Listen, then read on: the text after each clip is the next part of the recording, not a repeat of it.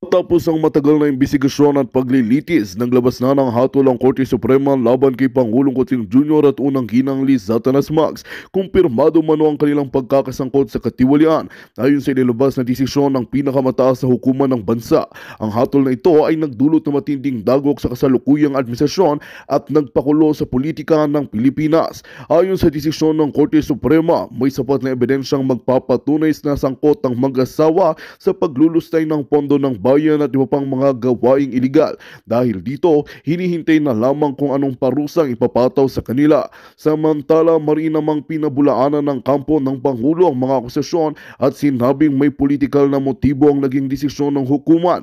Patuloy namang inaabangan ng publiko kung ano ang magiging susunod na hakbang ng gobyerno at kung paano ito makakaapekto sa bansa. Maraming Pilipino ang nananawagan ng hustisya at pananagutan para sa mga opisyal ng gobyerno na sangkot sa katiwalian.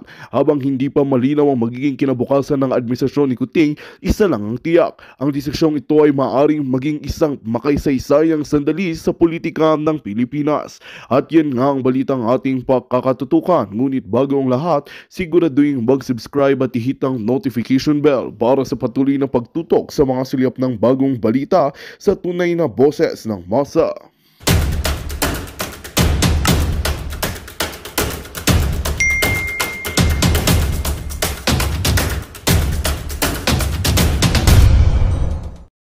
Middle of the night ng itong official letter na ito na pinabinasa at pinakita ko kanina ni Representatives Joel Chua na ito na inaatasan ng Sergeant at Arms ng Congress para persahang ilipat. Hindi po ito emergency situation.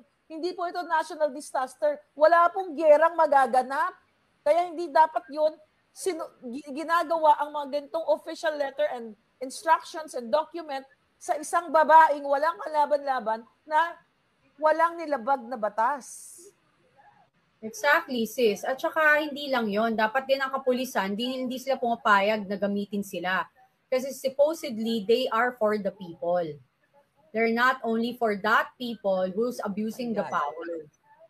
Hindi, maling-mali yung ginagawa nila. Walang ano yan, walang patutunguhan tong maganda. Walang patutunguhan. Yan dapat ang titignan niyo mga kababayan. Ito talaga ay political harassment. Pwede naman nilang ipagpabukas kung talagang gusto nila, which is against, unconstitutional pa rin. Pero bakit ginagawa nila? Kasi I believe kalalabas lang ito kasi kararating lang nito sa atin pare-pareho. Sabay-sabay tayong sinenda dito. Actually, 3 tao ang nag-send sa akin ito na ating mga dyan, sa mga group. Di ba? Pwede ito ipagbabukas. Hindi ito national emergency na kailangan meron tayong pupuksain ng mga terorista kung ano pa man. Na meron tayong hulihin na mga grupo ng mga sindikato na nagpupulburon o nagwawala na nagkukos ng chaos sa isang lugar. Hindi po ito national emergency. Kaya maling-mali na magre-release sila ng statement, ng instruction dito sa Sergeant at Arms, mga kababayan, para ilipat ng parasahan si Attorney Lopez. Hindi lang yun, sis. Parang may panahon silang, parang yung nangyari sa KOJC, di ba? May panahon silang magpapunta doon ng maraming kapulisan at gamitin ang kapulisan para na namang mangharas. Iisang babae, maliit na babae, ordinaryong tao, alam mo yun, may sakit pa. This is violence against women and ito na talaga yung human rights violation. Ito na, live na pala sino to? Umiiyak si Attorney Zulay kasi tignan natin. Tignan natin ha, si Inday Sara, dali. Add live si Inday Sara, tayo. Mag-comment, mag-react tayo, sadali lang. Sige. Tingnan ko lang sa Facebook kung meron. Si Attorney Lopez nag-live. Oo nga, live sila, umiiyak siya. Umiiyak si Attorney Lopez and nakakagalit mga kabalaga. Bilang isang babae at bilang, ito exactly ginagawa nila sa akin. Alam mo, mga kababayan, kung ako ay nasa Pilipinas lang, gurgur na ako sa mga hayop na to. Ito walang kalaban-laban. Correct. Zoom pala sila. Nasa Zoom pala sila. Yeah. Tingnan natin. Live ito kay Inday Sara. Actually, may invitation sa atin pero hayaan na lang muna natin sila. Tignan ko lang kung mai-ano natin to. Nandun ako, sis. Ito. Pakinggan muna natin. Ito, naka-Inday Sara tayo na page. Wait lang mga kababayan. Yeah. Ayan, pakinggan natin. Share screen tayo. Galing kay Inday ito, kaya I think para mawala yan sa house. Yan. dali.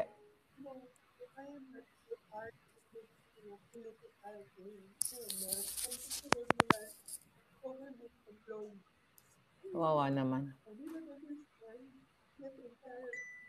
Emotional distress yan, sis. Kaso rin yan. Yeah.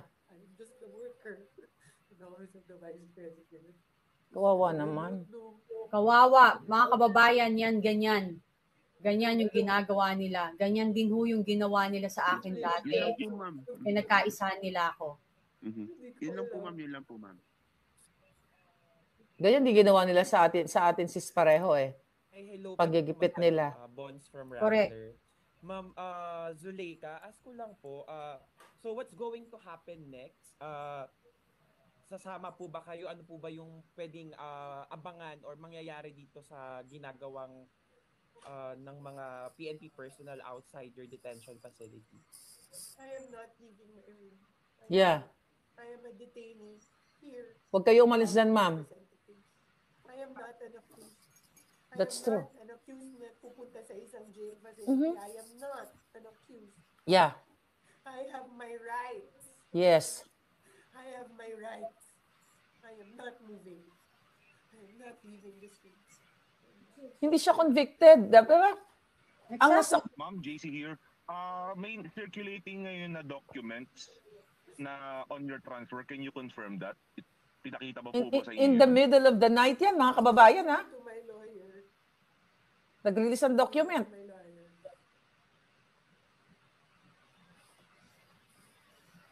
Ma'am, sorry, your lawyer is the Vice President, ma'am. Tama po ba? Yan. Nandito po siya. And I also have a private lawyer. I think he arrived na. Kalo. He's also outside. Yes, sis. Ma'am, No. clarify po, ma'am, nandiyan po si Vice President, ma'am, no? Nandiyan po sa tabi ninyo si Vice President. Yes, I called her. I called her kasi they just barged in eh. Pumasok lang talaga sila. Nakikita niyo ba yung katre dun sa likod mo ko? Pinush ko po yan para hindi sila makapasok. Kasi I told them, I want my lawyers. I am not going anywhere. Yeah. I am not going anywhere. And then I told Yeah. them to get out of this room. Because as a detainee of this facility, this is my space. And then when they left, I pushed that. Look at that. I pushed that. Si Martin lahat yan. Si Lisa lahat yan. I have a chronic backache. Oh my God. I'm so scared. Dito eh. People have rights in this country. Yeah. Yeah. Okay po, ma'am. Nakita niyo na mga kababayan? I have a question. Is it okay to ask a question? Kaya nga. Who's this person? Sino? Yeah, inano ko muna, i-mute ko muna. Narinig niyo mga kababayan? Nakakagalit po talaga. Nakakagalit, sis. Iyak ako. What's your appeal to Congressman Chua? And then, that's one question unto the speaker. Kasi sila naman talaga ang ano dito eh. Sila lahat ang may gawa niyan. In the middle of the night, sabi ko nga pa, parang Nila yung mga utos nang gagaling eh.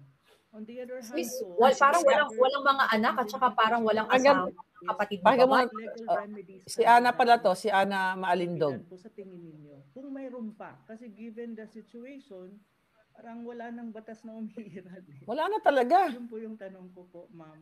Maraming salamat po. Miss Ana. JC. Ang sa akin lang, please respect my right as a person, as a Filipino in this country. I am not an accused. I was given and served that order for detention here in HOR. Hindi ko na alam ano yung ways forward kasi parang wala nang batas sa bansang ito. Wala na. Kahit ano na lang pwede, paiba-iba. Tapos isi-serve nila sa'yo in the middle of the night. Exactly. Sinasabi natin. What is that? Is that even right? It's not national emergency at all. Sabi nga natin, sis. Yeah. Wala na pong batas sa bansang ito. Dahil si Lisa Tanas po lahat. Si Lisa Marcos lahat. Stay strong po. Ma'am Ana? Opo. Ma'am Ana? I was just informed by the OBP Legal, nasa labas po sila ng HOR gate, pero ayaw din silang papasukin. Pumunta na kayo mga kababayan, samahan nyo na si Attorney Lopez. Kayo dyan sa Maynila. Sige lang. They're all outside, but I'm not leaving this room. I am not leaving this room. I have my rights. I am not leaving this room. Hindi mo dadalhin na sa koreksyonal? Uy, mga military. Canada. Dadalhin nyo sa koreksyonal? Convicted ba yan? Sir GC, salamat. Salamat din kay Doc Loring Badoy na binigyan ako ng link.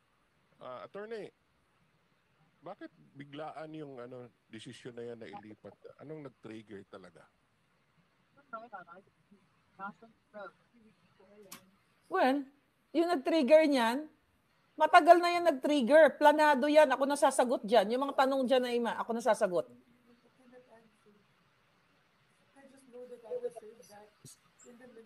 Political harassment. We don't have a phone. That's why we're calling from this laptop, like the Viber. We're calling the lawyer from here. Because I don't have a phone to contact anyone. I mean, why would they do that to you, di ba? Am I like an accused? Did I, murder anyone? Yeah, exactly nga mapalanda. Si Lisa may kinidnap. Yes. Totoo. Dapat siya ay nasa koreksyonal.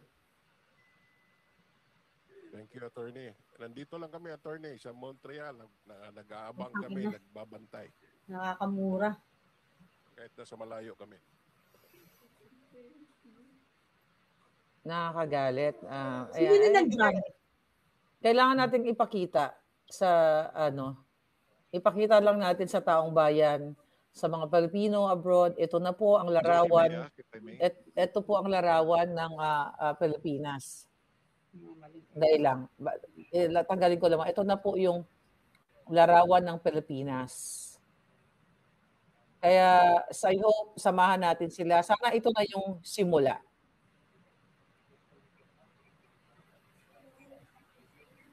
Tingnan natin. Reliving what you went through, but just so we can accurately report what exactly happened. So can you narrate to us, like what time did these people arrive? What did they read to you? Kasi you mentioned kanina they read something which you did not want to read, and what exactly did they take from you aside from your cell phone, or is it just your cell phone, and how are you able to access the internet? Sis, sila? They're starting really a big war here. Yeah. Na to. This is a sign of yung martial law. Yeah. Tingin nila Diyos sila. Tingnan muna natin. They make that on your door. Di bang? Entered. Because in this facility, the lock is outside. I mean, people can just go back. That's what they did. They ran in, but it was just not one person, which is the usual. Like, for example, ma'am, nandito na po yung pagkain nyo. It was not like that. So we were parang surprised. What's that about? Kasi matutulog na kami, di ba? Tapos yun, suddenly they all came in, PNP, and then some other person in parang uniform. Lahat po sila dumating. And then they said they want to read me an order. And I said, I don't understand. When I came in, nag-read na po kayo ng order. What order is this? And then she said, allow me to read it to you. And then, binabasa niya. Pero tinignan ko na yung order sa baba. And nakalagay ng transfer to Women's Correctional. So I said, I'm not going anywhere. I need my lawyers now. And then they said, no, there is no need for a lawyer. There's no need kasi we are just doing our job and to serve it. Oh my God. Yeah, and then they said na parang, saka, why would you need your lawyer? Nandito ba yung lawyer mo? Sabi ko, hindi, wala. Tanga ba kayo? Gabi na eh. Yeah. Parang no, that is not my counsel of choice. Why would you impose that lawyer on me? I want my lawyer. Exactly. And I kept on saying to them that I have my rights as a detainee in this facility. Respect that. And then I told them to go out, but they said no. And then they started ganging up. Alam mo po yung feeling na, alam mo yun, mag-isa ka lang, tapos naka-pajama ka, tapos yung mga tao lalapit na lang sa'yo. Parang hindi ko alam kung bigla ka na lang, alam mo yun? Kasi nga, okay. Barilin, that thing in your head, they did that. And then I stood up and said, I'm not leaving this room. I have my rights. And then I pushed them back and then I said, get out, get out. And then they went, they kept on saying na parang so many other things. They're just serving this, doing their job. It was an order, blah, blah, blah. I didn't anymore. I just told them to step out of my room because as a Unconstitutional. this is my Abuse of power. Political harassment. Lahat, sis. Yeah. Violence against women, human rights violation. Human lahat. rights violation. I pushed that. As in lahat. They cannot go in. And then I called the vice president because she was here. And then she came, after a while she came and then pumasok na kami sa room. And hindi ako lalabas. Please, pwede magtanong. And sorry, just very quickly, Jason, if I may. Sorry. Go ahead. So after you pushed back, attorney, they left the room, no? Tama ba? Did they appreciate that detail accurately? Mapasok nga subukan ko nga pumasok sa Zoom para natin baka tayo magtanong. Kasi diyan ka lang sis, panoorin muna natin. Nanonood ako sis eh. Official business hours. Because hindi naman po ako criminal eh. True. I am not a criminal. I am already here in their facility. I have assured them already that I will attend their hearing on Monday. So why will they treat me like that? So that's why I said, I want my lawyers. Grabe.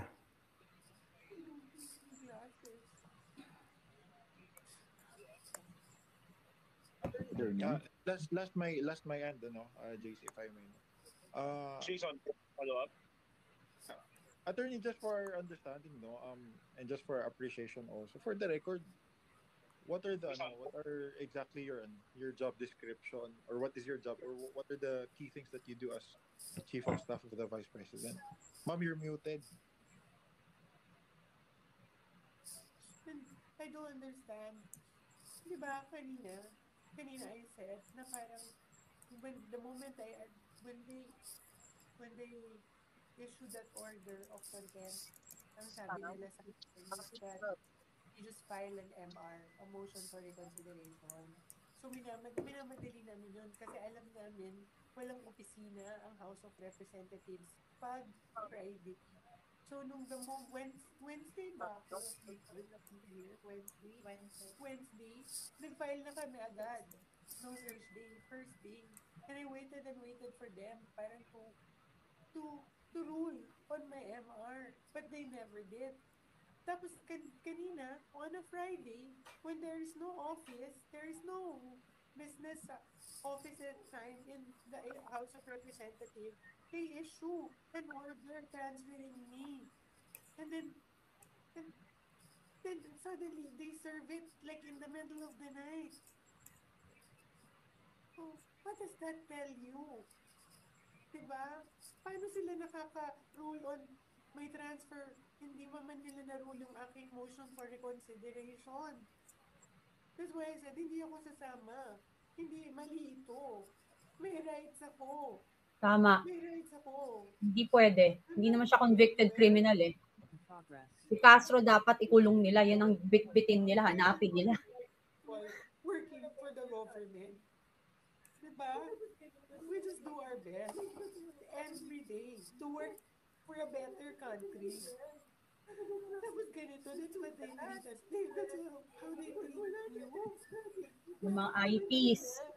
Anong klaseng, wala nang batas. Wala na, there is nothing in this country. Wala na pong batas na nag-work.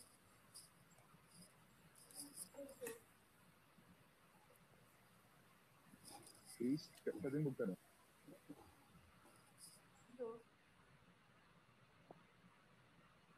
Please, pwedeng magtanong. Yes, attorney, do you consider this po, itong nangyayari po sa inyo ngayon as attorney, do you consider this po, itong nangyayari po sa inyo ngayon as an injustice? Nangyayari po ngayon, consider your situation as a form of harassment. And may follow-up question po, attorney, this government. Nangyayari po ngayon sa ginagawa po sa Office of the Vice President, can we still trust this government?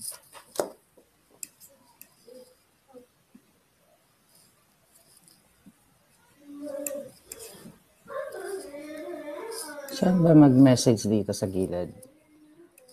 Ilalim sa chat. You're online, ma'am. Go ahead, ma'am. Go ahead. Is it on you? Is it on you? No. I would have put... You're online, ma'am. Go ahead, ma'am. Go ahead. Then, by myself, if I did not feel that I was being threatened, my life is being threatened. Then, by myself, if I did not feel that I was being threatened, my life is being threatened. And the truth you saw in the video, my back hurt. But dahil natakot ako, I feared for my life. I really pushed that myself. But dahil natakot ako, I feared for my life. I really pushed that. This is really a threat to my life. Hindi lang po harassment. This is a threat to my life. Huh?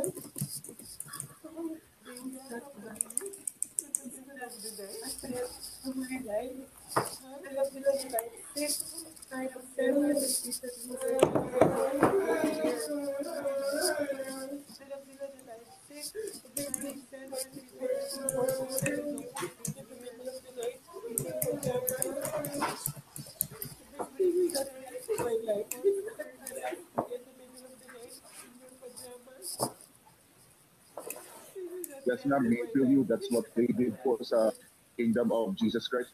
But my follow-up question, ma'am, can we still trust this government? Sa nangyayari po ngayon sa OVP sa ginagawa po nila against the Office of the Vice President, can we still trust this government?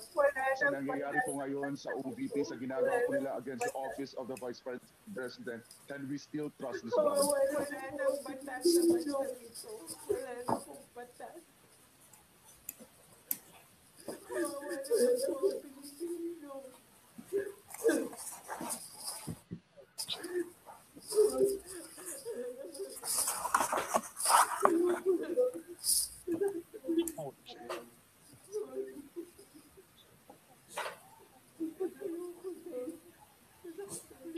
I hope pwede tayo magtanong, ano? Pwede, sis. Nag-message ako, sa ano, dun sa ano. Pwede tayo magtanong, ano? Nag-message ako, And then, nasaan na yung Dr. Nix?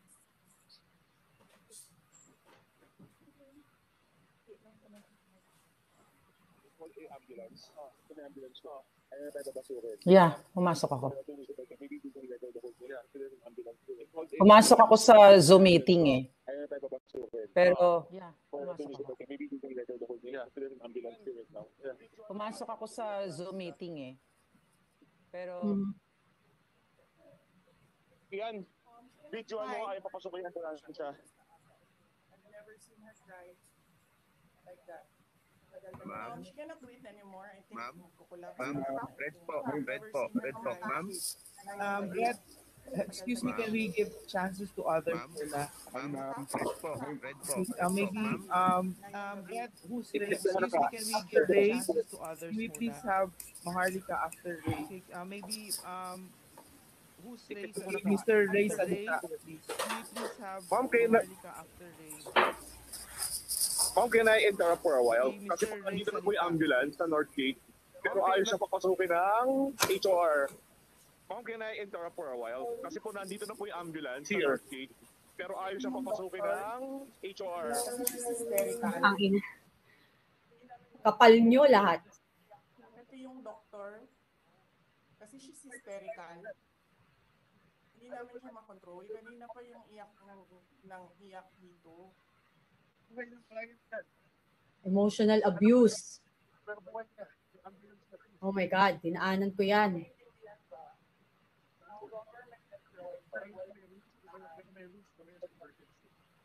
Hindi ko maintindihan ba?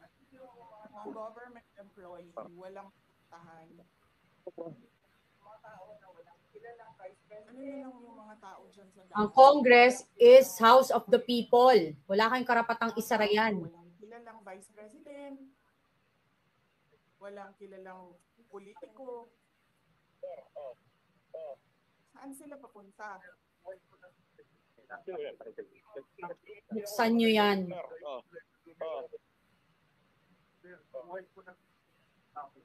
Sa mga kaibigan ko sa military, lumabas na kayo lahat. Lumabas na kayo lahat. As in, tingnan nyo yung ginagawa. Ito, isa pa lang to, babae. Ito, iisa lang to. Ginawa to before sa akin. Paano kung mangyari yan sa pamilya nyo?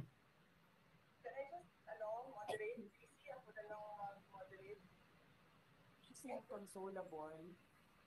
Can I just, moderate? JC, ako na lang mag-moderate. Si, VP Sara, kaibigan talaga. Yes, ma'am. Yes, ma'am. Yes, Jason, you're raising your hand. Yes, ma'am. May question po. Magandang balita ang hatid namin sa inyo ngayong araw. Sa pagtatapos ng aming balitaan, nagbigay kami ng mga mahalagang impormasyon. Maraming salamat sa pagtutok at pagsuporta sa aming programa. Huwag kalimutang manatili sa mga susunod na araw para sa mga bagong balita at mga kwento na dapat nating abangan. Mula sa Boses ng Masa, magandang araw, Pilipinas!